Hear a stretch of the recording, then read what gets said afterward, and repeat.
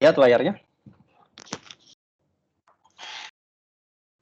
Oke, terima kasih. Baik,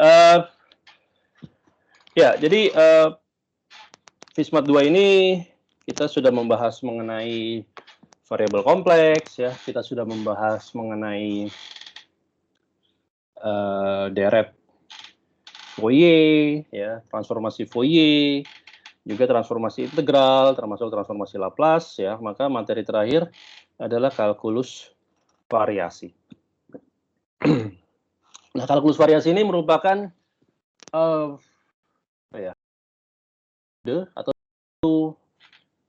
konsep yang sangat powerful dan sangat fundamental, ya, bukan hanya di fisika tapi di science engineering, bahkan di semua bidang, ya. Dan terutama di fisika, karena kita adalah orang fisika, maka saya I cannot overemphasize the usefulness of calculus of variations, ya. Saya mengatakan bahwa aplikasi dari kalkulus variasi ini sangat luas di fisika, ya, di fisika apapun. Apalagi di bidang saya, di bidang fisika teori atau fisika nuklir dan partikel teoretik, kalkulus variasi ini merupakan metode fundamental. Kenapa dia merupakan metode fundamental? Karena dia berhubungan dengan suatu konsep yang sangat fundamental dan sangat inherent dalam kehidupan kita sehari-hari. Oke, saya mungkin sekarang akan memberikan semacam gambaran, ya, atau semacam latar belakang lah, background-nya dulu atau latar belakangnya tentang kalkulus variasi dan kenapa bisa begitu fundamental. Nanti saya akan menjelaskan seperti apa kalkulus variasi itu secara formal matematis, ya. Oke. Tadi saya katakan bahwa kalkulus variasi ini merupakan konsep atau formalisme yang mendasari atau formalisme yang mendasari suatu konsep yang sangat inherent atau sangat fundamental bagi kehidupan kita. Apa itu? Coba Anda pikirkan, kira-kira kalau kegiatan Anda, misalnya Anda aja, kita ambil diri kita aja, ya. Misalnya Anda dari sejak bangun tidur sampai tidur lagi, jika semua kegiatan Anda itu bisa dirangkum dalam, atau semua usaha yang Anda lakukan sejak bangun tidur sampai tidur lagi itu bisa dirangkum dalam satu kata, kira-kira apa? Bisa nggak Anda memberikan satu kata yang kata itu merangkum semua usaha Anda yang Anda lakukan dari sejak bangun tidur, from the moment you open your eyes until the moment you close your eyes again? Ini kita diskusi tentang ini dulu, ya, diskusi santai dulu, agar saya memberikan background bagi kalkulus variasi. Ada yang bisa jawab? Aktivitas, Pak. Ya, aktivitas, maksudnya semua itu kan berarti adalah aktivitas, ya. Tapi kalau Anda pikirkan, semua aktivitas yang Anda lakukan dari sejak Anda bangun tidur sampai saat tidur lagi itu memiliki satu kesamaan. Ada satu benang merah yang mendasari semua aktivitas yang beragam itu. Punya satu kesamaan. Kesamaan apa itu? Bisa dipahami nggak pertanyaan saya?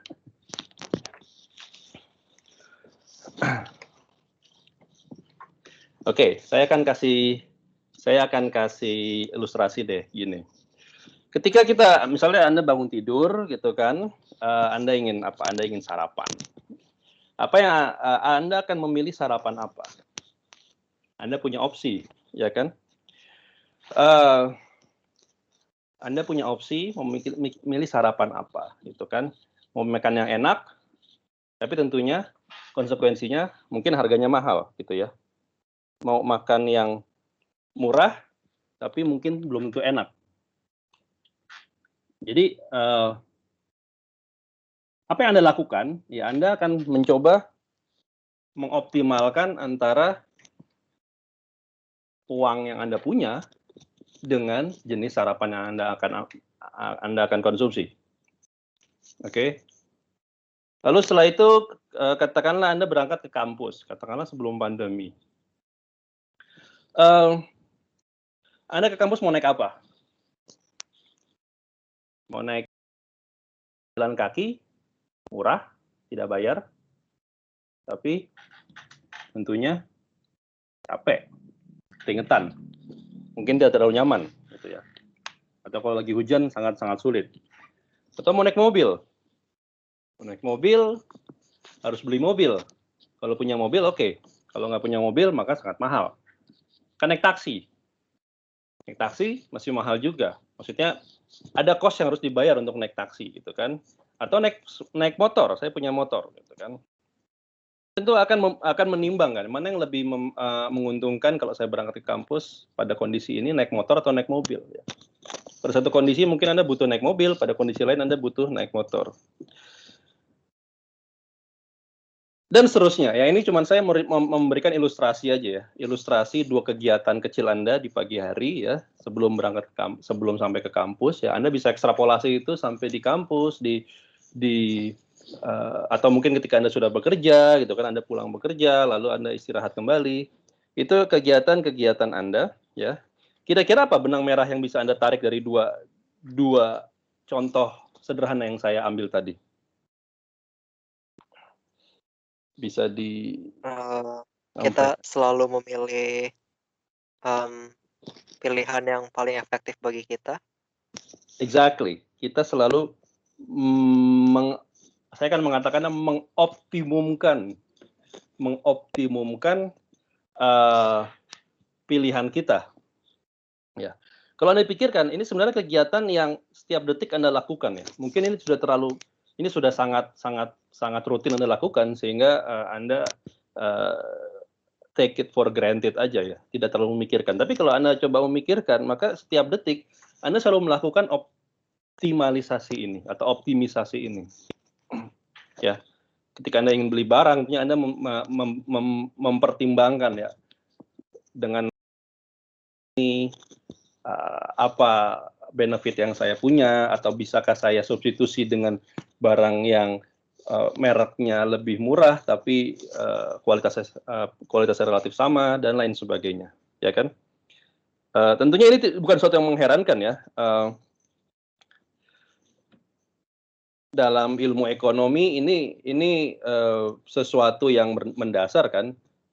Sebagai kalau ilmu ekonomi bilang bahwa sebagai makhluk sosial, sebagai makhluk rasional maksudnya, maka Anda akan selalu merasionalisasi setiap pilihan Anda. Ya. Anda akan selalu merasionalisasi setiap pilihan Anda buat, sehingga ya kan jargon terkenalnya kan dalam ilmu ekonomi kan adalah dengan pengorbanan atau usaha seminimal mungkin Anda ingin mendapatkan hasil ya, atau keuntungan atau kenikmatan atau tujuan ya semaksimal mungkin. Setuju? Ada yang tidak setuju? Oke, apa hubungannya Pak dengan kalkulus variasi kalau gitu? Well, hubungannya adalah bahwa tadi yang saya minta ya, satu kata yang mendasari atau yang menjadi dasar atau menjadi common denominator bagi semua kegiatan Anda ya, dari sejak bangun pagi hingga tidur kembali, itu adalah tadi yang saya katakan sebagai optimalisasi ya. Optimalisasi atau optimisasi ya. Saya nggak terlalu paham apa bedanya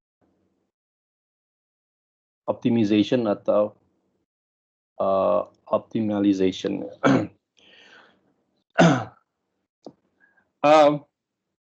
Kalau saya breakdown kata optimal ini, maka Anda akan menemui dua hal ya. Optimal itu bisa berarti maksimal atau maksimum, atau optimal itu bisa berarti minimum.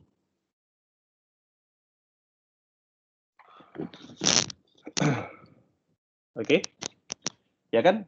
ketika Anda ingin mengoptimalisasi hidup Anda, ya berarti Anda ingin memaksimalkan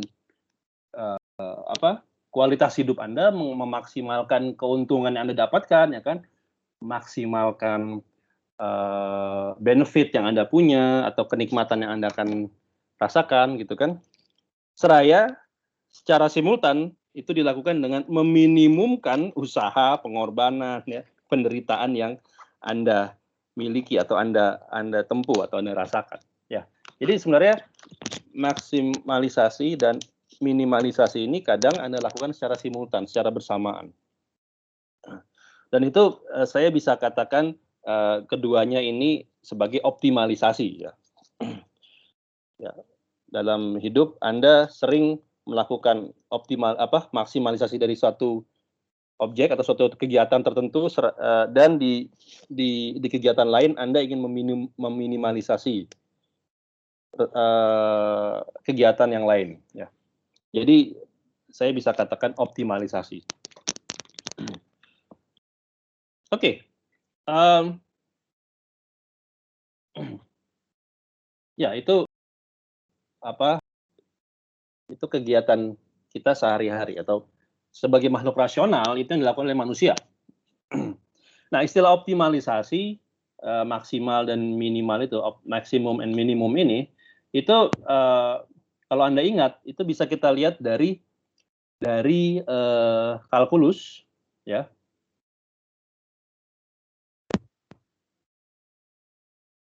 Kalau Anda ingat, saya punya fungsi, ya, ini misalnya katakanlah ini sumbu X, ya. Saya punya fungsi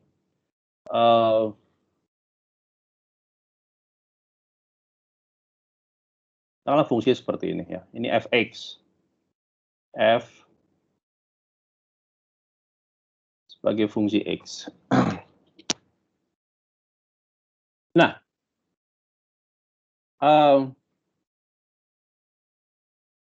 ketika saya punya suatu fungsi fx, ya, maka saya bisa meninjau atau mendefinisikan titik maksimum dan titik minimum, ya. Di mana titik maksimum dan titik minimumnya?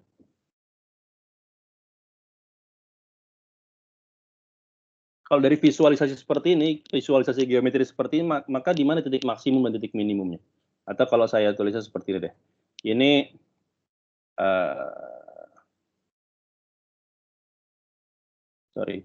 ini adalah X1 gitu, ya. Di sini tepat di puncak gitu, ya, tepat di atas bukitnya. Ini X2, ini X3, ini X4, ya. Ini X5, ya. Berarti di sini adalah ini F dari X1 gitu, ya. Ini F dari X2 dan seterusnya, ya. Nah, di mana nilai minimum dan nilai maksimumnya dari fungsi ini? Di puncak dan lembahnya. Di puncak dan lembahnya, ya, di Fx2 dan di Fx4, ya. Jadi Fx2 ini merupakan titik maksimum, ya. Dan Fx4 adalah titik minimumnya, ya kan? Paling tidak lokal, ya. Bagaimana secara matematis saya bisa mengetahui atau menentukan titik maksimum dan titik minimumnya? Atau nilai maksimum dan nilai minimumnya? Bagaimana cara saya menentukannya? Turunan dari fx. Apa? Turunan dari fx. Turunan dari fx. Kenapa? Untuk nyari nilai minimum maksimum. Ya, turunannya kenapa? Turunan itu kan apa? Turunan dari fx adalah apa? Untuk mencari titik retest. Apa? Kalau nyari turunannya bakal dapat titik retest. Dapat apa? Dapat titik apanya? Titik retestnya, Pak. Nanti Turunan bisa dari dicari ini kan fungsi. nilai. Ini kan bukan nilai, ini kan fungsi. Kalau fx-nya suatu fungsi polinom, maka f aksen x juga masih fungsi, kan? Lalu apa yang perlu saya lakukan dari f aksen x ini? Turunannya sama dengan 0, Pak. Iya. Itu tadi kurang ya, jadi harus sama dengan 0. Jadi kita punya kondisi bahwa turunan dari fx itu harus sama dengan 0. Karena f aksen itu adalah gradien. Ya, gradien itu kemiringan dari kurva pada titik tertentu. Ya kan? Kenapa f aksen harus sama dengan 0? Karena gradien pada titik di puncak ini, Anda lihat gradiennya itu flat atau horizontal. Ya, sorry. Turunan gradien itu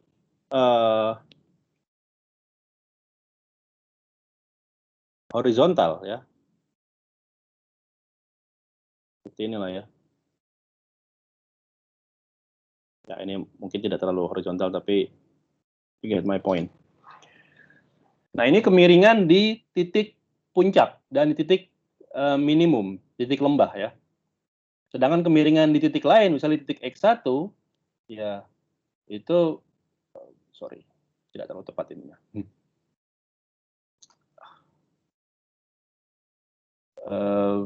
Itu tidak 0 ya, kemiringannya, karena dia punya gradiennya nggak 0, ya kan? Ya, katakanlah seperti inilah ya. Demikian pula titik yang lain gitu ya. Dan seterusnya. Oke. Nah, tapi tepat di titik yang paling maksimum dan tepat di titik yang paling minimum ya, itu kemiringannya bisa sama dengan 0 ya. Dan ini minimum ataupun maksimum ini bisa berupa maksimum global ataupun maksimum lokal. Maksudnya apa maksimum global? Maksimum global itu kalau titik ini adalah titik yang paling maksimum dari selang fx kurva. Jadi tidak lagi titik yang lebih maksimum dari ini. Maka itu menjadi maksimum global. Tapi kalau saya lihat profil fx yang saya buat ini kan naik lagi ke atas gitu ya. Jadi ada nilai yang lebih tinggi daripada fx2, maka titik ini merupakan titik maksimum lokal istilahnya. Oke. Demikian pula ini. Titik ini merupakan titik minimum global kalau ini merupakan titik yang paling rendah sepanjang selang kurva fx. Tidak ada lagi titik yang lebih rendah daripada titik ini. Tapi kalau saya lihat, saya bikin profilnya, fx ini kan untuk profil yang saya gambar, dia ini kan lebih ke bawah, ini kurvanya ini bisa ke bawah lagi ya. Jadi dengan demikian bisa jadi ada nilai yang lebih rendah lagi. Jadi untuk profil seperti ini, maka titik ini merupakan titik minimum lokal. Nah, baik maksimum global ataupun maksimum lokal dan minimum global maupun minimum lokal itu kondisinya sama. Kondisinya adalah bahwa gradien fungsi tersebut harus sama dengan 0 ya. Itu di titik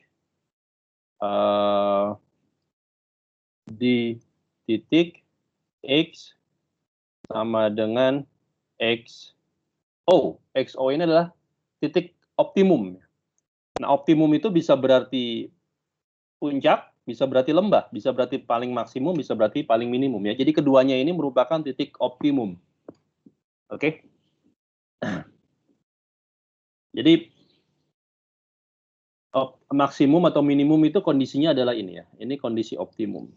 Nah, untuk tahu apakah optimumnya ini maksimum atau minimum, itu gimana caranya? Untuk tahu apakah titik optimum yang Anda dapatkan itu berupa puncak ataupun lembah, itu gimana caranya? Ini kan nggak cukup ya, karena ini cuma menentukan dia puncak atau lembah. Tapi untuk menentukan salah satunya, maka ada yang tahu?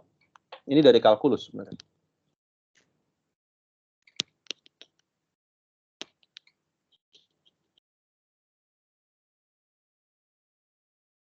Ada yang tahu? Ini sudah dibahaskan di kalkulus 2, di Madas 2. Atau di Madas 1? Bisa dilihat Madas 1 sih, Pak. Madas 1, oke ya. Berarti sudah dapat ya semuanya. Gimana? Bisa dilihat? Pokoknya bisa. Turunan keduanya. Kenapa turunan keduanya? Ya. Jadi kalau turunan keduanya, kalau turunan kedua, kalau maksimum berarti dia turunan keduanya itu negatif. Kalau minimum turunan keduanya positif. turunan keduanya X gitu ya, di titik X sama dengan X max, ini harus lebih kecil dari 0, gitu kan. Sedangkan turunan kedua X, fx maksud saya, di titik X sama dengan X min, harus lebih besar daripada 0. Ya. Nah, jadi Anda lihat turunan keduanya. Di sini turunan keduanya negatif. Artinya apa? Artinya laju perubahan gradien di sisi kiri maupun sisi kanan itu negatif, ya kan? Sini selisih gradien di titik sini dibandingkan dengan titik di sekitar titik situ adalah negatif karena di sini dan di sini itu lebih rendah, ya. Sedangkan laju perubahan gradien bagi titik minimum, ya, terhadap sekitarnya itu lebih tinggi, makanya artinya positif gitu ya. Selisihnya haruslah lebih besar dari 0. Ini selisihnya lebih kecil dari 0. Dan kata lain maka ya ini syarat untuk maksimum, ya. Ini syarat maksimum terus maksimum gitu ya. Ini syarat untuk minimum. Oke. Ya. Tapi keduanya itu memenuhi kondisi optimum, ya. Optimal atau optimum. Nah, di sini ada pertanyaan?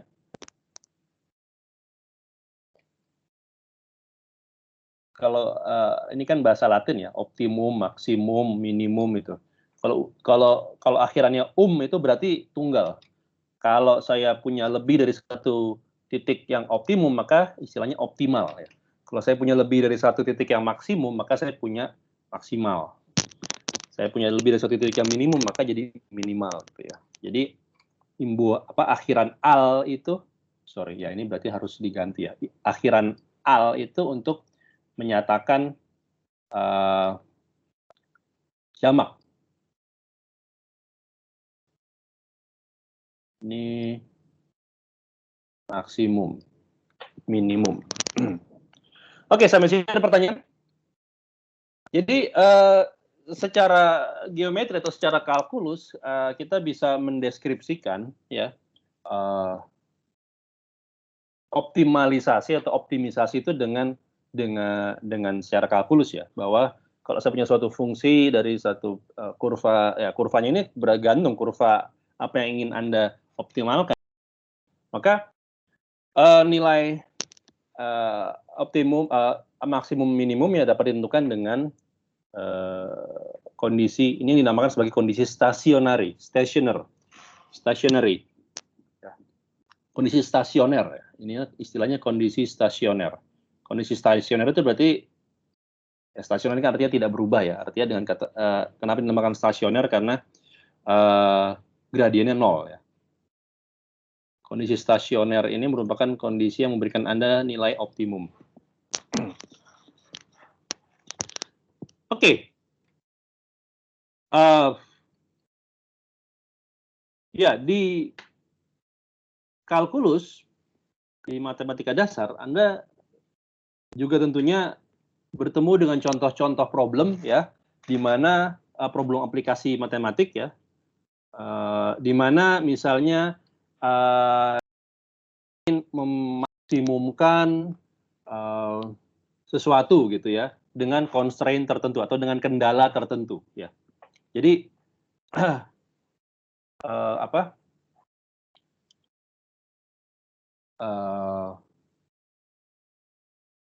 saya lupa misalnya problem di kalkulus itu, tapi intinya adalah seperti ini. Dan tadi yang ini termasuk yang saya beri contoh tadi, ya, bahwa jika Anda diberikan resource, sumber daya, ya kan, dan Anda diberikan kendala itu artinya kondisi-kondisi yang membatasi Anda, gitu ya, kendala. Bahasa Inggrisnya atau bahasa Latinnya constraint. Bahasa Inggris ya kayaknya. Constraint. Jika Anda memiliki resource, memiliki sumber daya dan Anda diberikan constraint, ya, maka bagaimana Anda mengoptimalkan hasilnya berdasarkan constraint tadi, ya. Itu yang selalu Anda lakukan, ya kan? Contohnya tadi, Anda ingin punya tujuan, ingin ke kampus, ya.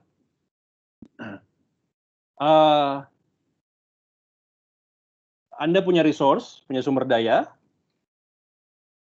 saya ingin ke kampus, bagaimana cara saya memaksimalkan tujuan saya itu sampai ke kampus dengan senyaman-nyamannya, dengan seaman-amannya, dengan secepat-cepatnya, gitu kan? Tentunya itu yang ingin Anda maksimalkan ya.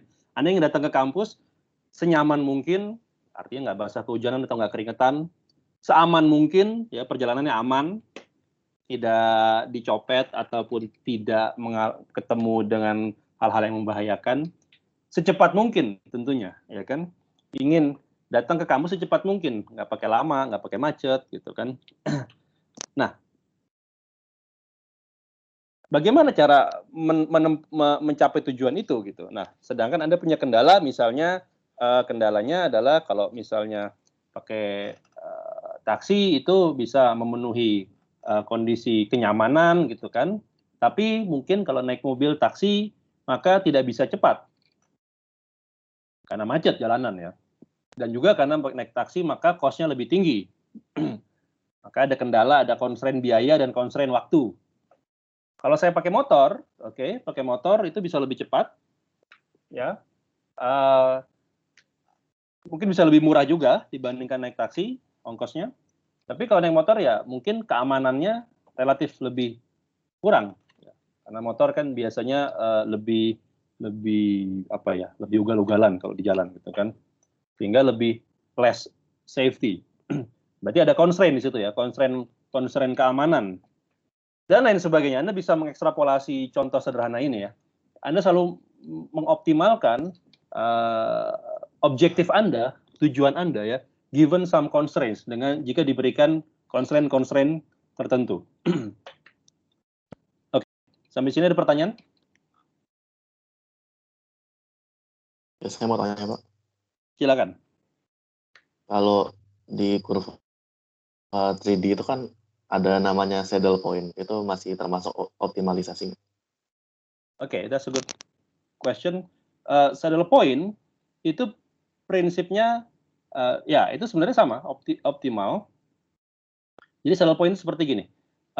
Dalam 2 dimensi juga sebenarnya saya bisa gambarkan. Wow. Nyatanya seperti ini kali ya. Gitu ya.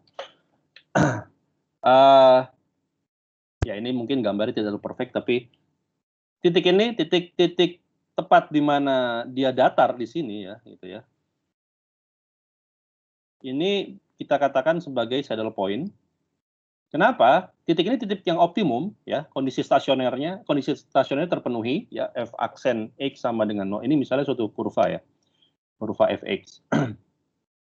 Titik sini kondisi stasioner terpenuhi, tapi Anda lihat kalau sebelah kanan dia menjadi nilai, titik ini menjadi nilai minimum ya kan, kalau sebelah kanan karena nilai yang lainnya lebih tinggi daripada dia, maka ini jadi nilai minimum.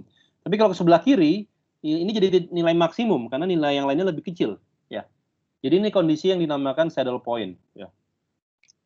Saddle itu artinya pelana ya, titik pelana gitu. Nah, kondisi ini itu adalah kondisi ketika ini memenuhi seperti ini. Jadi turunan keduanya sama dengan 0. Secara optimum dia memenuhi optimisasi, tapi kemudian ketika kita berbicara mengenai stabilitas, ya, stabilitas itu seperti apa? Misalnya gini, misalnya kembali ke gambar ini, kembali ke sini. Kalau saya punya kelereng, ya, bayangkan saya punya kelereng, saya taruh di atas bukit. Ya. Saya taruh di atas bukit kelerengnya. Gundukan lah gitu ya. Bisa nggak saya taruh kelereng ini sehingga kelereng itu bisa diam di atas bukit?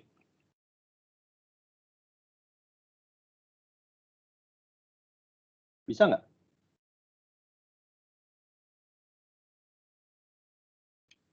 Bisa, tapi tidak stabil. Ya, bisa. Tapi saya harus menyeimbangkannya sangat presisi gitu kan. Istilahnya adalah I have to give high precision fine tuning. Jadi harus di fine tuning dengan sangat presisi. Karena posisi ini adalah posisi yang ya tadi Anda katakan tidak stabil. Kenapa tidak stabil? Meskipun Anda bisa taruh kelereng Anda di atas bukit, tapi kelereng ini tidak stabil. Kenapa? Karena sedikit gangguan, sedikit istilahnya perturbasi ya, gangguan itu perturbasi. Misalnya apa, tiupan angin kah, atau senggolan kah, sedikit senggolan kah, akan membuat kelereng ini bergulir ke kanan ataupun ke kiri, ataupun ke depan belakang. Pokoknya bergulir menjauhi titik puncak bukit, ya, dan tidak akan pernah kembali lagi. Jadi ini yang dinamakan sebagai unstable equilibrium, ya. Kesetimbangan atau titik kesetimbangan yang tidak stabil. Sebaliknya, kalau Anda taruh kelereng di dasar mangkok atau di dasar lembah misalnya, ya di dasar lembah gitu, atau mungkin kalau lebih gampang lagi di dasar mangkok, ya, misalnya Anda taruh kelereng di sini, ya Anda dengan mudah bisa menaruhnya, ya. Dan titik ini dinamakan titik kesetimbangan yang stabil. Kenapa? Karena kalau Anda beri gangguan, misalnya Anda taruh di dasar mangkok, ya, mangkoknya itu yang cekung gitu ya, yang cekungnya dan dia punya satu titik minimum aja, ya. Jadi mangkok itu bukan yang dasar datar, ya. Anda bisa bayangkan mangkoknya bukan yang dasar datar, tapi yang cekung seperti ini, yang perfectly cekung. Anda taruh di dasar mangkok, dia akan diam di situ. Kalau saya goyang mangkoknya, apa yang terjadi dengan kelerengnya? Kira-kira apa yang terjadi dengan kelerengnya? Dia akan bergerak ke dasar lagi. Dia akan berosilasi, ya. Dia hanya akan berosilasi, ya. Dia akan bergerak ke atas, tapi lalu nanti bergoyang lagi ke bawah, gitu kan. Dia akan berosilasi seperti ini di sekitar titik kesetimbangan ini, ya. Dia akan berosilasi, dan kalau gangguannya sudah hilang, dia akan kembali berdiri atau diam di titik kesetimbangan lagi. Jadi titik ini merupakan dinamakan sebagai stable equilibrium, ya. Ini dinamakan unstable equilibrium. Ini stable equilibrium, ya. Jadi maksimum itu juga dinamakan sebagai unstable equilibrium, minimum itulah stable equilibrium. Stabil karena dia hanya berosilasi di sekitar titik kesetimbangan. Tapi di sini di unstable, ketika Anda beri gangguan, beri perturbasi, dia tidak akan berosilasi di sini, ya. Tidak mungkin dia berosilasi di sini. Dia akan bergulir makin lama makin kecil, ya, ke salah satu arah, ya kan. Dan tidak akan pernah kembali ke titik ini lagi. Jadi dia tidak stabil, unstable. Nah, kondisi saddle point ini dinamakan ada yang bilang metastable gitu, ya, atau semi stable gitu, ya, karena turunan keduanya tepat sama dengan 0, ya. Jadi dia semi stable kalau misalnya dikasih gangguan ke sana, ya dia akan kembali lagi ke sini gitu kan, tapi nanti juga dia tidak akan benar-benar stabil karena dia akan bergulir ke tempat yang lebih rendah, ya. Ya, ini dinamakan saddle point. Dalam bidang 3 dimensi, ya, saddle point itu bisa Anda bayangkan seperti permukaan pelana kuda, ya. Pernah lihat pelana kuda? Saddle.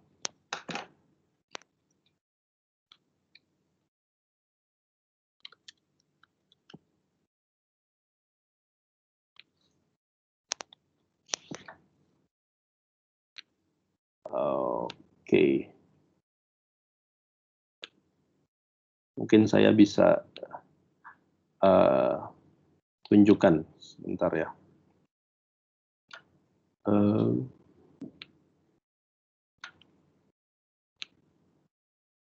Kelihatan nggak kalau saya share ini? Kelihatan, Pak. Apa gambarnya? Ya, kurva saddle point. Ya, ini saddle point atau dari kurva yang namanya hyperbolic paraboloid, ya. Ini kurva saddle surface, ya. Bukan kurva sih sebenarnya. Ini permukaan pelana. Seperti pelana kuda, ya kan? Kalau Anda pernah naik kuda kan tentunya di atas punggung kuda, di tempat Anda duduknya itu ada pelananya, ya. Ya, ini pelana seperti ini kan. Anda taruh kaki di sini dan di sana gitu kan, ini pelana kudanya. Nah, pelana kuda ini dalam matematik atau permukaan pelana ini punya ini sendiri, ya, punya kajian sendiri, ini sangat kaya kajiannya. Ini permukaan pelana ini bisa diplot sebuah kurva fungsi namanya hyperbolic paraboloid, ya. Fungsi 3 dimensi, ya, permukaan 2 dimensi ini di ruang 3 dimensi. Nah, Anda lihat di sini titik yang merah ini merupakan titik perpotongan, ya, antara bagian yang minimum ya, kalau Anda lihat di sini, maka lihat dari kurva sepanjang sumbu ini apa ini sumbu, katakanlah sumbu X gitu ya, sumbu X di sini, maka titik ini merupakan titik minimumnya ya. Sorry. Saya balikin lagi. Ini merupakan titik minimumnya. Titik merah ini terhadap sisi yang di sini. Tapi terhadap sisi yang di sini, sumbu Y-nya katakanlah, maka titik merah ini justru titik maksimum ya. Titik maksimum. Jadi titik ini merupakan perpaduan antara titik minimum sekaligus titik maksimum dari arah lain. Nah, itu yang kita namakan sebagai saddle point ya. Titik pelana. Ya tadi kondisi saddle point tadi ini tadi seperti yang tadi saya deskripsikan ya. Oke, ada lagi yang mau bertanya? Silakan sebelum saya lanjutkan.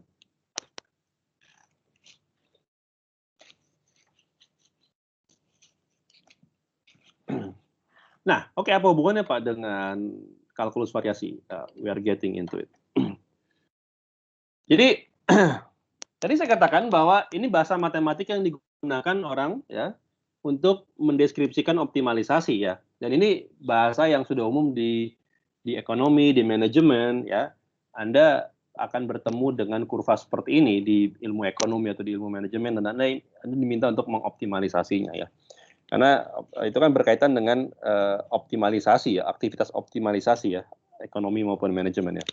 Nah, yang ingin saya angkat di sini, poin saya adalah kalkulus variasi, atau gini, yang ingin saya angkat di sini bahwa fenomena optimalisasi ya atau optimisasi itu bukan hanya ditemui di kehidupan sosial, in social life, bukan hanya di situ, bukan hanya di bisnis, bukan hanya di ilmu ekonomi, bukan hanya di fenomena sosial saja, tapi juga di fenomena alam. Mungkin ini yang less known ya, yang less popular. Kita terbiasa untuk mengoptimalisasi segala aspek kehidupan kita ya. Kita adalah makhluk rasional gitu ya. Tapi kita mungkin tidak sadar atau belum sadar bahwa alam ini pun selalu mengoptimalisasi fenomenanya, setiap geraknya atau setiap perilakunya. Maksudnya gimana Pak? Oke, saya akan ambil contoh nanti. Tapi di sini poin saya adalah bahwa fisika, kita akan melihat di fisika bahwa semua hukum-hukum fisika, ya, di sini akan saya ambil contoh kebanyakan mungkin fenomena mekanika. Karena mekanika yang paling awal bersentuhan dengan kalkulus variasi. Tapi fenomena optimalisasi ini sebenarnya menjangkau semua fenomena fisika. Bahwa semua hukum-hukum fisika itu bisa dijelaskan atau bisa didasarkan pada konsepsi optimalisasi atau optimisasi. Maksudnya gimana? Maksudnya, kalau ada suatu fenomena fisika, ya, pertanyaannya kenapa fenomena itu terjadi, gitu. Maka jawaban umumnya adalah karena fenomena itulah yang paling mengoptimumkan. Mengoptimumkan apanya? Bergantung kasusnya, tapi mengoptimumkan suatu objektif dari alam.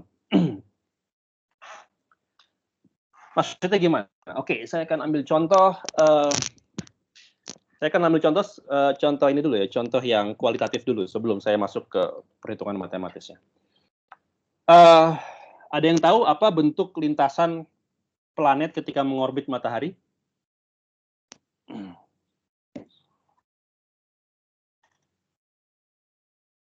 Elips. Elips. Kenapa lintasannya elips? Pertanyaannya. Itu yang energinya paling minimum mungkin. Ya, kita akan melihat nanti bahwa alam memilih lintasan elips bagi planet ketika mengorbit matahari, karena lintasan elips itu yang paling meminimumkan energinya. Jadi di sini objektifnya apa? Energinya ingin diminimumkan. Nah, yang paling meminimumkan, lebih tepat lagi selisih energi ya, selisih energi antara energi kinetik dan energi potensialnya. Tapi in general adalah energi ya. Jadi kenapa dia berlaku seperti itu? Karena lintasan itulah yang paling meminimumkan energinya. Sama, kenapa kalau saya punya meriam atau saya punya bola, saya tembakkan di atas permukaan tanah dengan sudut tertentu, sudut theta tertentu gitu ya. Sudut relatif dari horizontal, misalnya gini.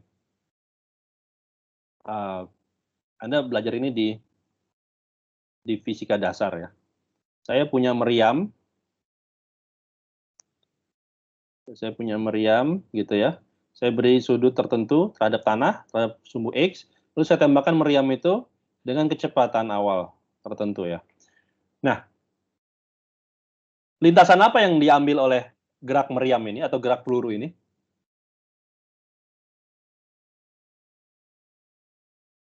Ada yang tahu lintasan yang diambil sehingga dia jatuh lagi? Parabola. Parabola. Ya, makanya dinamakan gerak parabola. Parabolic motion. Ya. Kenapa parabola? Kenapa nggak segmen dari lingkaran? Atau kenapa nggak kurva yang lain? Kenapa parabola? Dari sudut pandang kalkulus variasi, kita akan menjawab bahwa karena lintasan parabola adalah lintasan yang paling meminimumkan energi si meriam. Jadi bukan hanya manusia yang mengoptimalisasi seluruh sendi kehidupannya, tapi alam pun mengoptimalisasi semua geraknya atau semua perilakunya. Dan bahasa matematik yang digunakan untuk mendeskripsikan optimalisasi tersebut atau optimisasi tersebut adalah kalkulus variasi. Oke, jadi ini sekedar pengantar. Pengantarnya seperti itu. Kenapa kita butuh kalkulus variasi? Oke, sampai sini ada pertanyaan nggak?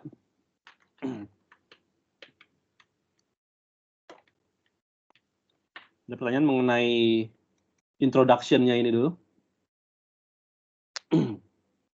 Ada pertanyaan lain maksud saya? Ya, saya mau nanya Pak. Silakan. Kalau di fisika dasar kan kita hukum Newton, dasarnya kan hukum itu kan nggak ngomongin apa-apa tentang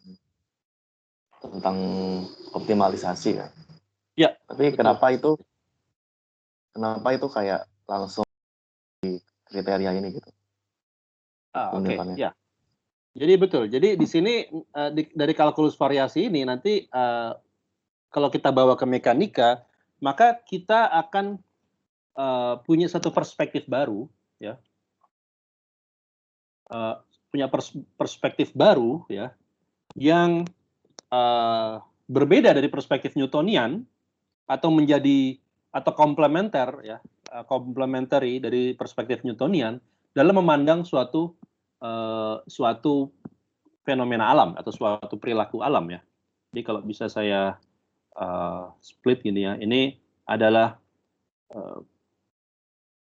apa yang kita namakan sebagai Newtonian ya, mechanics.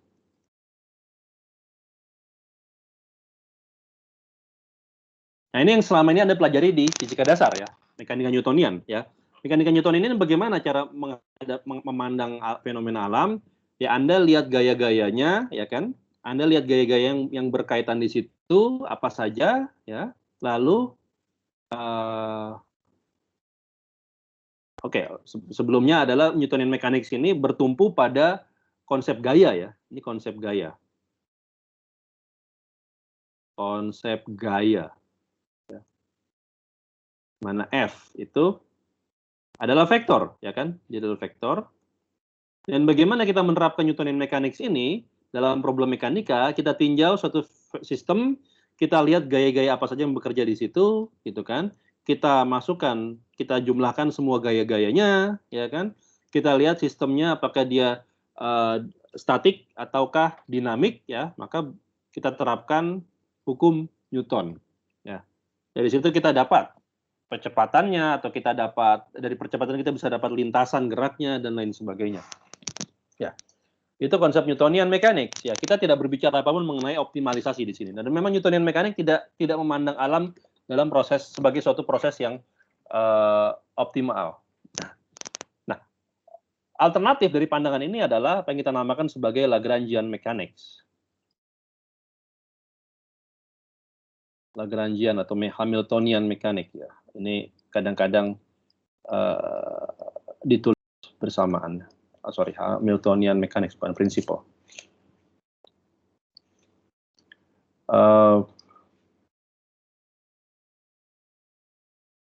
Nah, ini bertumbuh pada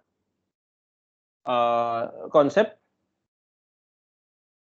Ini nanti kita temui namanya prinsip Hamilton ya, atau Hamilton principle. Jadi prinsip Hamilton ini sama sekali tidak memandang gaya, ya. Tapi kita melihat energi sistem ya. Konsepnya di sini energi. Konsep energi kinetik, energi potensial ya. Ini skalar kan kalau energi kan. Caranya gimana? Caranya adalah energinya ini kita cari nilai yang energinya minimum ya. Jadi di sini nanti istilahnya adalah seperti ini ya. Oke, ini persamaan geraknya itu dinamakan sebagai persamaan Lagrange atau persamaan Euler-Lagrange, tapi ini berbasis pada selisih energi minimum ya. Jadi ini energi kinetik dikurang energi potensial yang minimum. Ya. Jadi persamaan gerak yang dipenuhi oleh suatu sistem itu persamaan gerak yang sedemikian rupa sehingga selisihnya ini minimum. Dan nanti Anda lihat bahwa keduanya akan menghasilkan hasil yang sama. Ya. Jadi ini merupakan satu sudut pandang baru dalam memandang fenomena alam. Ya. Saya tidak katakan mana yang lebih fundamental, ya, itu debatable, ya. Bahkan nanti kita lihat bahwa Lagrangian ini sebenarnya juga bisa diturunkan dari Newtonian atau sebaliknya.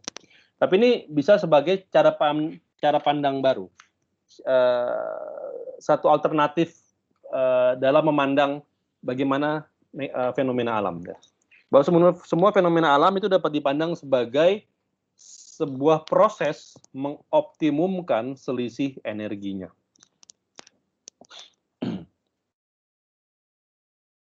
Mungkin seperti itu jawabannya. Apakah menjawab atau tidak? Iya Pak, terima kasih. Oke, saya coba mau.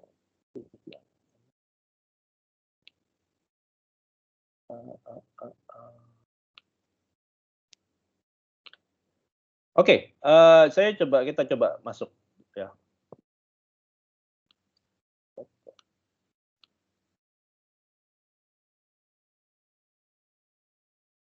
Oke, saya akan ambil contoh deh. Ambil contoh bagaimana prinsip optimalisasi ini bisa diterapkan.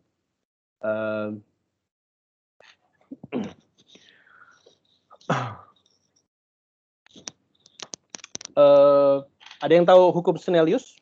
Tentunya sudah tahu ya semuanya ya. Ada yang nggak tahu hukum Snellius? Pertanyaannya mungkin lebih tepatnya seperti itu. Ada yang belum tahu hukum Snellius? Sudah tahu semuanya.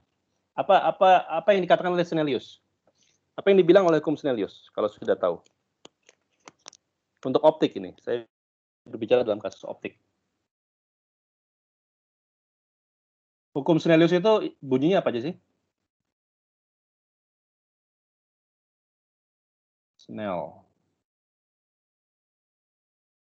Bahasa Inggrisnya Snell itu.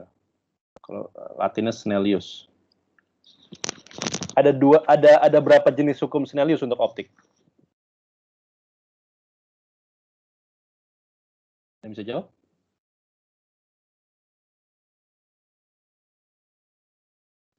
Halo.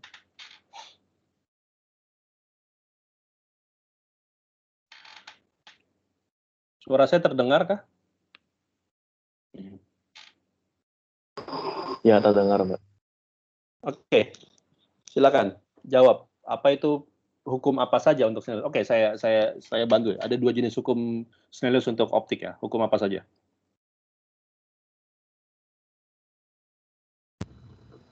Contohnya kebiasaan. Satu lagi apa? Ini hukum pemantulan ya atau refleksi. Satu lagi hukum kebiasaan atau refraksi ya. Yes.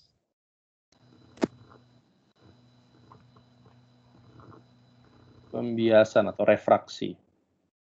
Apa yang bunyi hukum pemantulan gimana? Bunyi hukum pemantulan gimana sih? Kalau saya punya bidang pantul di sini gitu ya. Dan di sini ada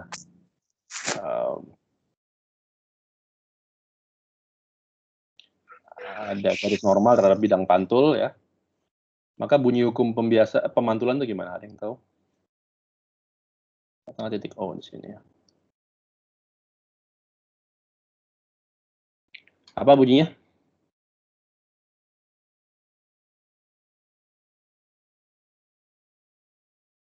Sudut datang sama dengan sudut pantul. Datang sama dengan sudut pantul. Gitu ya. Saya pakai warna yang lain deh.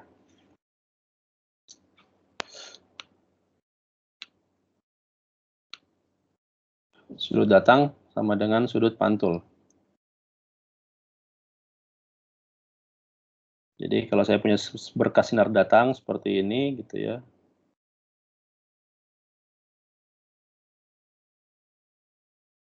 Maka dia akan dipantulkan dengan besar yang sudutnya sama.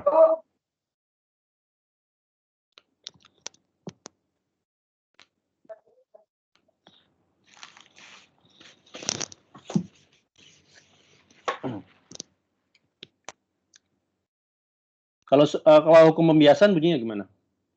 Ini sudut datang ya.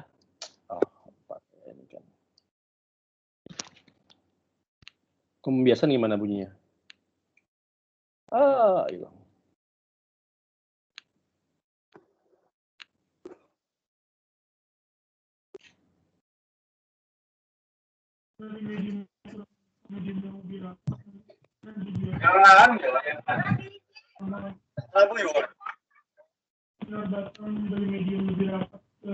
Sorry. Apa? Saya tidak terdengar. Jika sinar datang dari medium yang kurang rapat, terus Oke. rapat, sinar akan dibiarkan.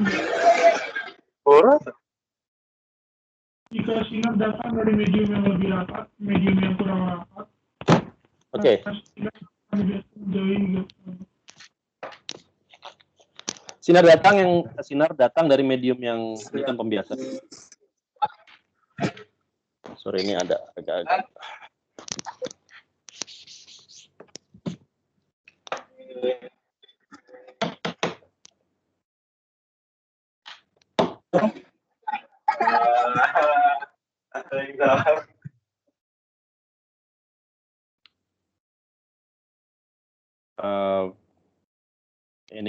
Ini bidang pantulnya atau bidang biasa, sorry. Ya, saya ambil sinar aja ya. Ini kurang baik, maka berpengaruh ke pen tablet saya.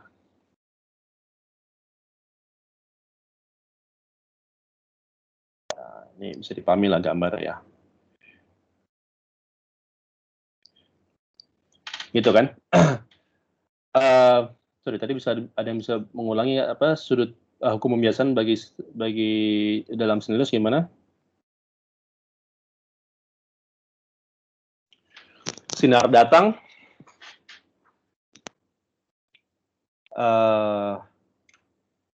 berkas datang, gimana tadi? Bisa diulangi? Kalau datang dari medium yang rapatnya yang kurang rapat, medium yang lebih rapat, sinarnya dibiarkan mendekati garis sama. Oke. Atau kalau sebaliknya? Menjauhi garis sama. Ya, maka secara matematis Anda bisa menuliskan ini sebagai secara matematis bisa menuliskan ini sebagai ini ya.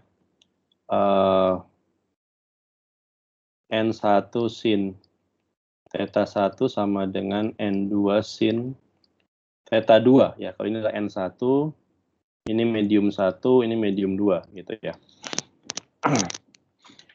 Secara matematis hukum pemantulan itu bisa dirumuskan seperti ini ya, bahwa sudut datang sama dengan sudut pantul. Dan secara matematis hukum pembiasan itu bisa dirumuskan seperti ini. Bahwa N1 dikalikan sinus theta 1 itu sama dengan N2 dikalikan sinus theta 2. Oke, pertanyaannya adalah sekarang, dari mana kita dapatkan hukum-hukum atau persamaan-persamaan ini? Dari mana kita bisa dapat theta 1 sama theta 2? Dan dari mana kita bisa dapat N1 sin theta 1 sama dengan N2 sin theta 2? Ada yang pernah menurunkan ini? Di fisika dasar, mungkin? Dari prinsip Fermat. Prinsip Fermat diajarkan di fisika dasar? Enggak sih Pak, itu belajar sendiri. Oke. Selain di fisika dasar ada yang diajarkan? Kurang dibahas. Kurang dibahas sih Pak, kalau di kelas saya dulu. Ini kan di optik ya. Optik itu kalau pakai prinsip Huygens ya, tentang gelombang, ya, tentang muka gelombang, Anda bisa dapatkan persamaan ini ya. Ya, ini sebenarnya fenomena empirik ya. Mungkin Snellius sendiri dia melakukan eksperimen ya, menembakkan berkas cahaya, berbagai berkas cahaya ke bidang pantul, sehingga dia dapat relasi sudut datang sudut pantul dia ukur kan. Demikian pula untuk pembiasannya ya, dia memberikan berkas cahaya melewati bidang bias gitu kan, atau dua medium yang berbeda, lalu di situ dia bisa ukur sudut datang sudut pantul dia dapat relasi ini. Ya memang secara empirik seperti itu gitu kan, karena memang fisika itu kan empirical science atau experimental science ya, sains yang empirik atau sains yang eksperimen. Dengan prinsip Huygens ya, muka gelombang kita bisa turunkan persamaan ini. Tapi juga seperti yang tadi yang dikatakan oleh siapa tadi yang bilang Alfian ya, bahwa ada prinsip yang menarik yang mendasari juga bagaimana cahaya merambat. Ya prinsip ini juga sebenarnya diturunkan secara empirik ya. Ini diformulasikan berdasarkan hasil pengamatan ya. Kalau nggak salah yang pertama kali mengamati mengenai perilaku cahaya dan dalam pemantulan dan pembiasan ya itu seorang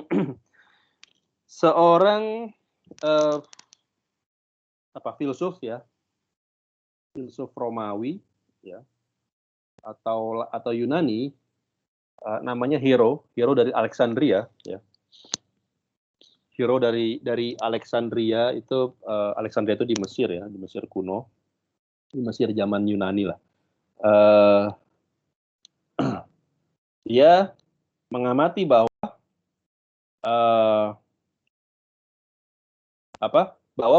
cahaya dalam perambatan itu selalu menempuh lintasan yang terpendek. Itu pengamatannya Hero. Hero itu dari Alexandria, dia mengamati dari berbagai fenomena cahaya yang mungkin dia lakukan eksperimennya, ataukah dia hanya sekedar mengamati gejala alam gitu ya. Dia sampai pada kesimpulan bahwa ya ini pertama kali menuliskanlah Hero of Alexandria, bahwa cahaya dalam setiap perambatannya itu selalu menempuh lintasan terpendek. Ya. Jadi pendapatnya Hero adalah cahaya merambat menempuh lintasan terpendek.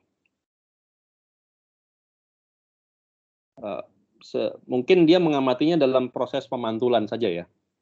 Karena kemudian Anda lihat bahwa konsep ini atau perumusan ini tidak tepat untuk kasus pembiasan ya. Tidak tepat untuk kasus pembiasan. Coba Anda lihat pada kasus pembiasan seperti ini ya.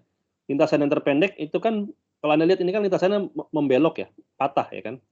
Sedangkan lintasan terpendeknya kan bisa saya tarik seperti ini gitu kan. Dan ini lebih pendek dibandingkan lintasan yang merah. Jadi prinsip formulasinya Hero ini harus dimodifikasi ya oleh Fermat. Fermat ini seorang matematikawan Fermat ini namanya siapa ya? Pierre de Fermat. Ini seorang saya tulis namanya. Pierre de Fermat. Ini seorang Perancis ya. Dia seorang lawyer itu apa? Pengacara ya, atau ahli hukum. Dia profesinya pengacara, tapi di waktu luangnya dia hobinya adalah melakukan penelitian matematika. Kerennya pengacara Perancis di zaman Renaissance ya begitu ya. Pengacara tapi hobinya matematik. Nah, Fermat dia merevisi atau memodifikasi prinsipnya Hero yang kita kenal sebagai prinsip Fermat sekarang ya. Prinsip Fermat itu bilang apa? Fermat mengamati bahwa prinsip Hero ini tidak benar untuk kasus pembiasan ya. Bahwa lintasan yang terpendek itu justru bukan lintasan yang diambil oleh cahaya, karena cahaya mengambil lintasan yang berbelok yang lebih panjang ya. Tapi Fermat mengamati bahwa meskipun itu lintasan yang lebih panjang, cahaya menempuh lintasan itu dengan waktu yang lebih pendek dibandingkan waktu tempuh lintasan yang terpendek. Bisa dipahami ya? Jadi di sini prinsip Fermat bilang bahwa dalam perambatannya gitu ya. Ini saya tulis bahasanya bahasa singkatnya aja ya. Cahaya ya merambat menempuh lintasan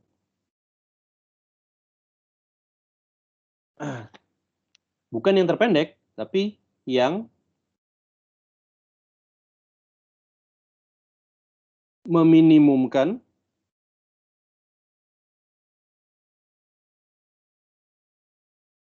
bukan panjangnya tapi waktu tempuhnya.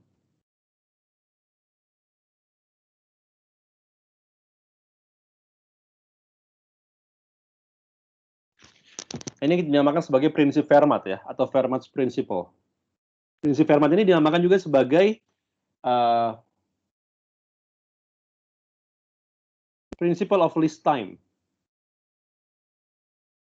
Prinsip waktu terpendek atau waktu tercepat. Of least time. Ini prinsip Fermat itu dinamakan juga sebagai Principle of Least Time atau Least Time Principle. Jadi Fermat mengamati dan dia memformulasikan prinsipnya bahwa cahaya merambat, dalam setiap perambatan cahaya akan selalu merambat menempuh lintasan yang paling meminimumkan waktu tempuhnya.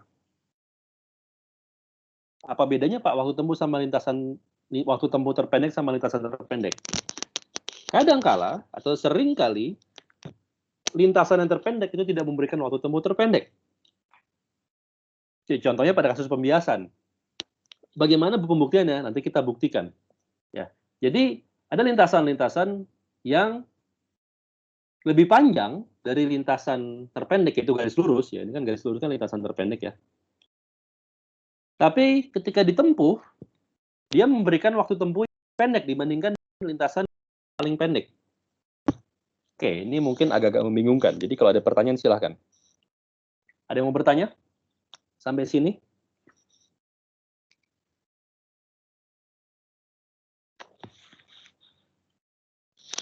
Ada yang mau bertanya? Nggak ada? Bisa paham ya?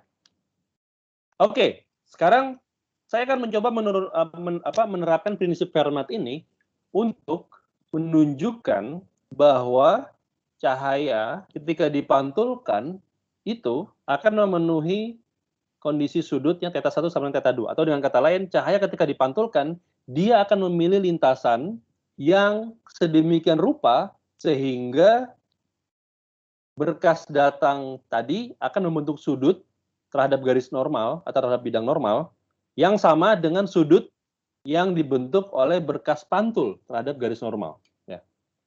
Dan juga untuk pembiasan ya, bahwa cahaya ketika merambat dari satu medium ke medium lain, dia akan mengambil lintasan sedemikian rupa sehingga waktu tempuhnya akan minimum ya, dan itu lintasan itu akan diberikan oleh lintasan yang memenuhi kondisi ini.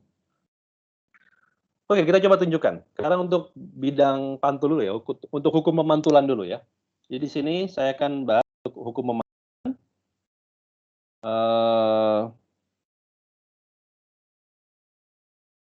Ini bidang pantulnya cahaya. Oke. Ini titik 1, titik A ini ya. Titik A ini adalah titik sumber cahaya. Oke. Titik B ini titik di mana saya ingin cahayanya merambat. Jadi saya ingin merambatkan cahaya dari titik A ke titik B dengan cara melewati bidang pantul. Bisa dipahami? Saya ingin merambatkan, jadi saya punya sumber cahaya di titik A, ya. Saya ingin posisi titik A ini fix, posisi titik B juga fix, ya, tetap ya. Jadi tidak berubah-ubah posisinya. Nah, apa yang ingin saya lakukan? Saya ingin merambatkan cahaya, ya. Saya ingin merambatkan cahaya dari titik A ke titik B. Tapi syaratnya melewati bidang pantul. Jadi constraint-nya di sini kendalanya, saya ingin lewatkan dia melewati bidang pantul. Ini bidang pantulnya. Oke.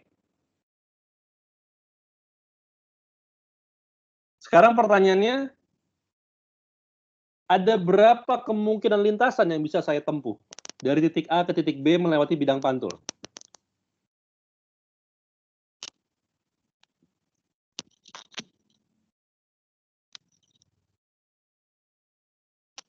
Ada yang bisa jawab? Ada tahingga, Pak. Ada tahingga. In principle ada tahingga kemungkinan, ya kan? Maksudnya seperti apa, Pak? Maksudnya seperti ini. Anda bisa bermula dari A gini ya, lalu dia jatuh ke bidang pantul di sini, oke? Jadi di sini pantulkan ke sana, oke? Ini namanya katakanlah titik pantulnya di sini adalah titik O, gitu ya. Tapi Anda juga bisa mengambil lintasan yang lain kan, selama harus kena bidang pantul yang penting kan. Jadi saya punya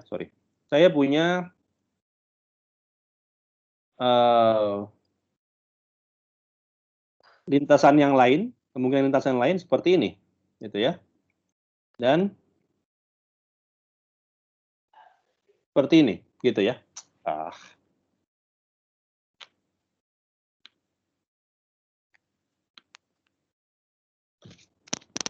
Sorry. Ya kan, ini juga bisa ya, lintasan yang warna biru ini memungkinkan, gitu ya. Katakanlah warna biru ini jatuh di bidang pantulnya, bidang pantul titiknya namanya O aksen, ya. Dan Anda bisa membuat tak berhingga kemungkinan lintasan ya. Selama Anda berawal di A dan berakhir di B dan tetap melewati bidang pantul, maka secara in principle ada tak berhingga kemungkinan lintasan yang bisa Anda gambarkan, ya kan?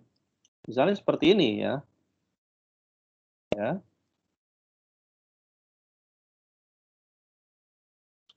Oke. Ini titik katakanlah O double aksen gitu ya. Juga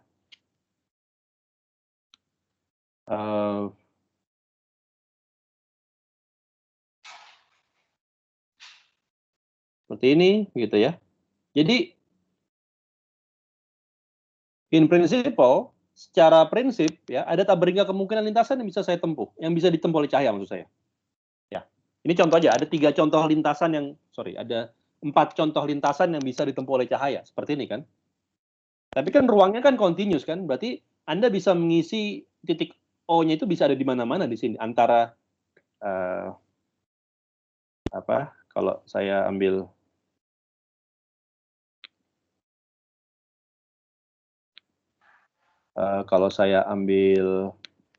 ini ya batasnya di sini.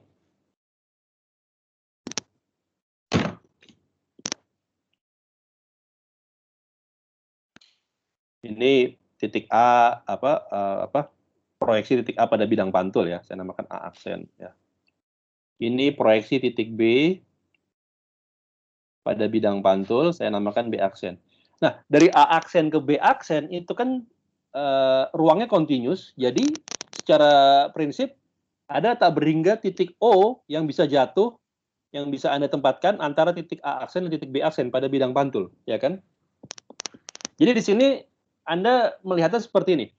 Kalau saya jadi cahaya, saya ingin merambat dari A ke B melewati titik O atau titik O aksen atau titik atau bidang pantul gitu ya. Maka lintasan mana yang harus saya tempuh? Ada berhingga kemungkinan yang bisa saya tempuh. Saya bisa mengambil lintasan merah, saya bisa mengambil lintasan biru, saya bisa mengambil lintasan ungu, bisa mengambil lintasan hijau atau apapun lintasan yang bisa saya gambar ya kan. Yang penting memenuhi constraint-nya, melewati bidang pantul. Kalau gitu, mana di antara lintasan ini yang benar-benar dipilih oleh cahaya?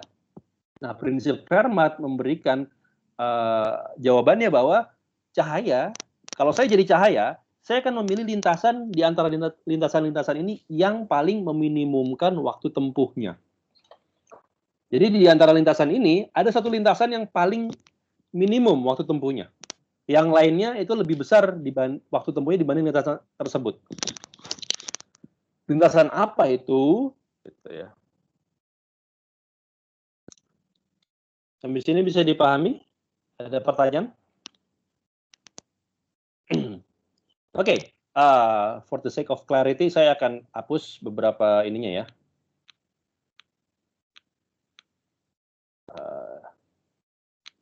Saya akan menggambar di sini, gitu ya. Nah, katakanlah lintasan, jadi saya mengambil lintasan sembarang, A mengambil lintasan sembarang seperti ini, gitu ya. Apa dari titik A ke O, gitu kan? Lalu dari O ke B. Dan ini saya tidak punya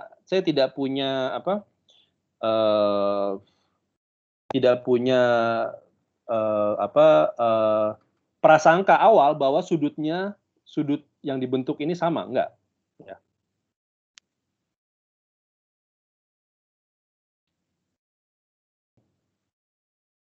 Ini katakanlah ini adalah bidang pantul garis bidang normalnya ya, garis normalnya. Dan di sini katakanlah ini theta 1, theta 2. Dan saya tidak punya hubungan apa-apa antara theta 1 dan theta 2. Justru itu yang kita cari ya. Oke. Jadi sekarang karena tadi jarak A dan B ini fix, ya, jarak A dan B ini fix, maka saya bisa tentukan misalnya A ke B ini jaraknya, ini adalah L gitu ya, panjangnya L ya, jarak AB. Oke. Nah, karena jarak A ke B ini L, maka saya bisa tentukan, maaf, tidak bagus gambarnya. Jarak A aksen ke titik O ini adalah X. Maka ini sisanya adalah L min X ya. Lalu ketinggian A ini saya namakan dari titik A aksen ke A ini jaraknya adalah YA katakanlah, dan ini adalah YB. Oke, ini geometri dari geometri dari pemantulan ya, pemantulan cahaya. Sampai sini ada pertanyaan? Nah, sekarang kalau saya punya berkas cahaya dari A merambat ke titik O, maka waktu tempuhnya adalah apa? T, waktu tempuh dari titik A ke O, itu adalah apa? Itu kan berarti jarak tempuhnya, yaitu jarak tempuhnya adalah saya namakan aja, ini S1 atau SA gitu ya. Ini jarak tempuh datang, ini jarak tempuh pantul ya. Maka waktu tempuh cahaya dari A ke O itu kan berarti jarak tempuh dibagi dengan kecepatan cahaya ya, C gitu ya. Anggaplah ini di vakum, C. Oke, karena kan cahaya ini kan merambat dengan kecepatan konstan, maka waktu tempuhnya adalah panjang tempuh total dibagi dengan kecepatan total. Ya, kecepatan cahaya konstan. Sampai sini ada pertanyaan? Tapi apa itu SA? Ini kan saya tulisnya per C dikali. SA itu apa?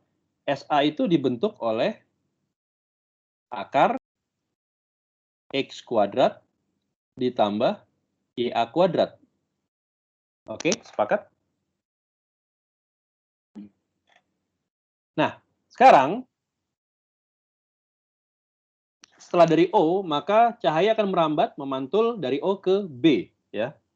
Dari O ke B. Apa waktu tempuh cahaya dari titik O ke B? Yaitu berarti panjang lintasan tempuhnya dibagi dengan kecepatan cahaya, yaitu adalah 1/C, kecepatan cahayanya, dikali. Nah, apa itu SB? SB adalah, di sini saya L min X kuadrat, ya, karena segmen ini adalah L min X, ya, ditambah dengan YB kuadrat. YA dan YB ini konstan, ya. Jadi saya fix posisi A dan B, jadi tidak berubah-ubah. Tapi saya bisa mengubah-ubah atau secara prinsip, ya, saya bisa mengubah-ubah posisi titik O ini, ya kan? Titik O ini bisa ada di mana-mana, ya. Nah, saya ingin mencari titik O ini yang paling meminimumkan waktu tempuh dari A ke O ke B, gitu. Oke, sampai sini ada pertanyaan? Maka sekarang waktu tempuh total dari A ke B, ya ini berarti penjumlahan dari TAO ditambah TOB, ya. Itu TAB. Apa itu? Yang Anda lihat ini adalah 1/C, gitu kan. Ini akar X kuadrat ditambah YA kuadrat ditambah akar L min X kuadrat ditambah YB kuadrat. Oke, ini waktu tempuh total cahaya. Sampai sini ada pertanyaan nggak?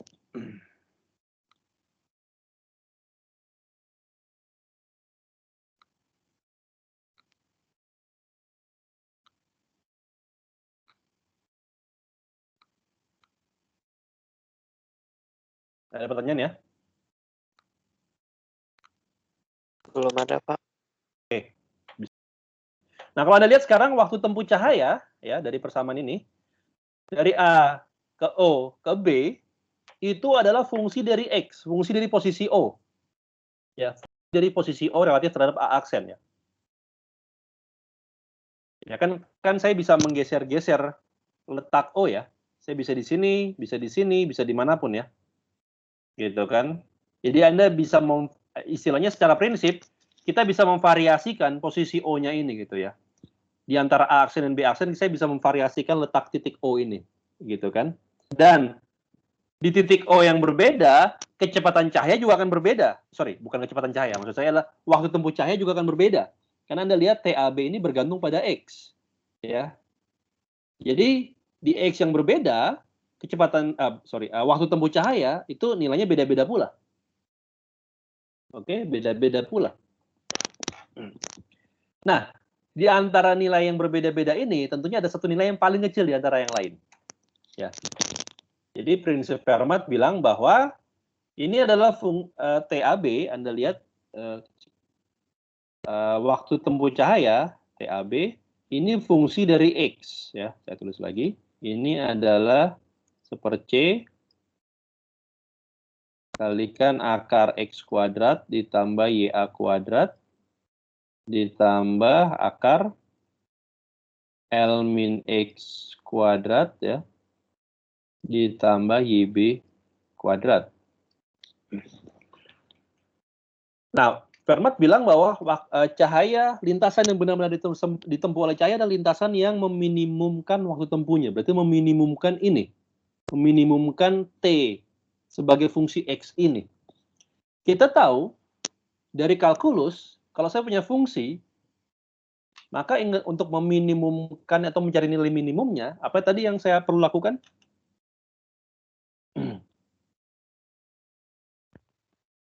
Diturunin terus sama dengan nol. Berarti saya turunkan, berarti prinsip Fermat bilang, gitu ya. Berarti menurut prinsip Fermat,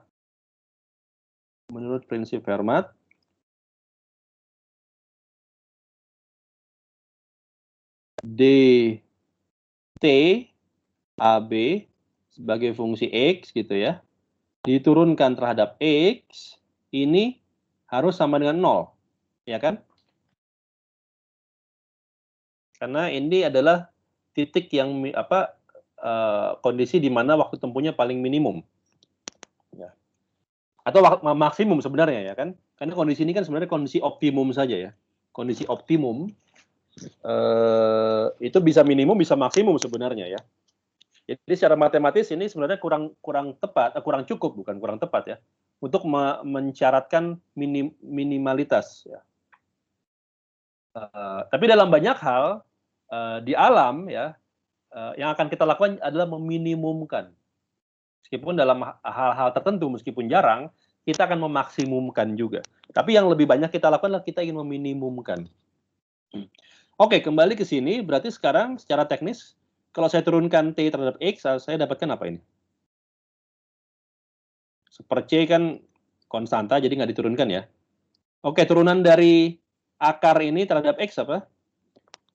Saya punya 2x per akar. Ya, ada setengah dulu gitu kan. Setengah dikalikan 2x ya. Dikalikan seper akar itu ya. Seper akar x kuadrat ditambah y a kuadrat ya. Lalu ini diturunkan terhadap x apa? Anda lihat ada minus di sini ya. Setengah ya. Jadi ditambah setengah dikali 2 L min X dikali min 1. Karena kan diturunkan yang min X-nya ya. Ya. Dibagi dengan akar itu semua. L min X kuadrat ditambah YB kuadrat. Ini harus sama dengan 0. Ya kan? Nah, super C ini kan mengalihkan semua, jadi saya bisa buang super C-nya ya. Ini menjadi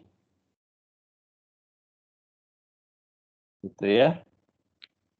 Di sini saya punya X per akar X kuadrat ditambah YA kuadrat ya. Nah, ini ada minus, jadi saya punya min L min X dibagi per L min X kuadrat ditambah YB kuadrat. Ini harus sama dengan 0. Gitu kan? Oke. Ya, ini karena sama dengan 0, maka saya bisa pindahkan salah satunya gitu ya. Jadi ini jadi artinya X per akar X kuadrat plus Y kuadrat, YA kuadrat ini sama dengan L min X per akar L min X kuadrat plus YB kuadrat. Ya kan? Bisa dipahami ya. Nah, apa itu X per akar X kuadrat plus YA kuadrat? Coba Anda lihat. Ini kan X di sini ya. Ini X dibagi dengan akar X kuadrat plus YA kuadrat. Tapi X kuadrat plus YA kuadrat adalah SA. Berarti X dibagi dengan SA. Dan sebaliknya juga ya. Yang sebelahnya juga. Berarti L min X, ini L min X dibagi dengan akar L min X kuadrat plus YB kuadrat. Berarti dibagi dengan SB. Jadi Anda lihat dari diagram tadi, dari visualisasi tadi, saya punya di sini X per SA sama dengan ini L min X per SB.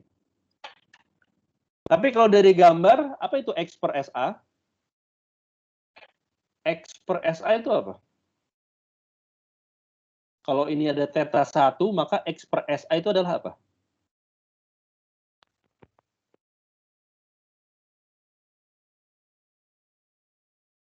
Sudah paham nggak? Sin theta 1. Sin theta 1. Dan L min X per SB adalah sin theta 2. Ya kan? Maka di sini X per SA adalah sin theta 1. Dan L min X per SB adalah sin theta 2. Apa ini artinya?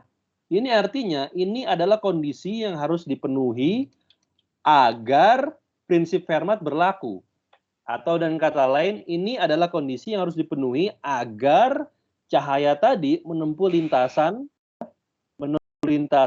SA plus SB yang waktu tempuhnya paling minimum, ya. Lintasan yang ketika dia merambat dari A melewati O sampai ke B itu waktu tempuhnya paling minimum. Nah, waktu tempuh paling minimum itu diberikan oleh lintasan yang memenuhi ini. Sinus theta 1 sama dengan sinus theta 2. Atau secara ekivalen theta 1 sama dengan theta 2. Jadi di sini kita lihat bahwa hukum Snellius untuk pemantulan theta 1 sama dengan theta 2 itu adalah konsekuensi dari cahaya ingin meminimumkan waktu tempuhnya ketika merambat. Jadi di sini kita tunjukkan bahwa hukum Snellius berlaku dan itu adalah kondisi di mana menempuh jarak yang waktu tempuhnya minimum. Principle of least time. Oke, sampai sini ada pertanyaan? Ya, ini waktunya sudah lewat atau sudah habis. Dan ini sekedar perkenalan aja dulu ya. Saya sengaja membuat perkenalan yang cukup panjang mengenai kalkulus variasi untuk menunjukkan betapa pentingnya dia di fisika, bahkan di kehidupan.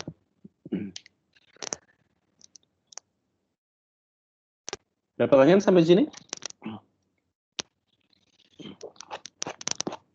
Jadi prinsip Fermat ini memberikan perspektif baru bagi kita, ya.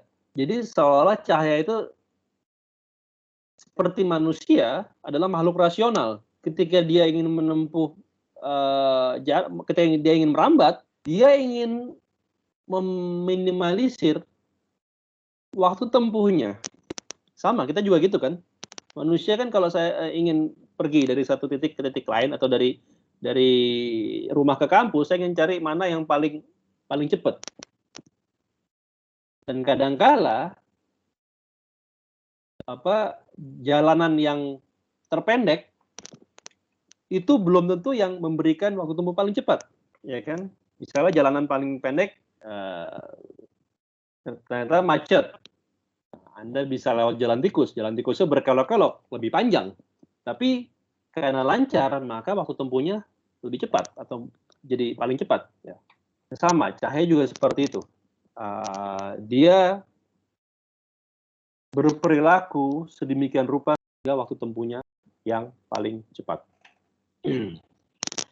Oke, nggak ada pertanyaan ya.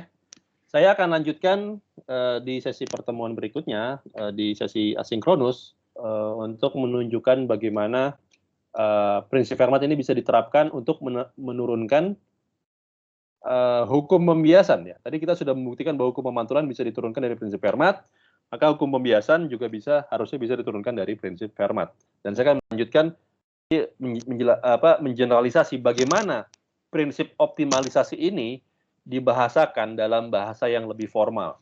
Dan bahasa itu adalah bahasa kalkulus variasi. Jadi ini kita belum masuk ke pembahasan kalkulus variasinya, baru pengantarnya. Oke, kalau tidak ada pertanyaan, maka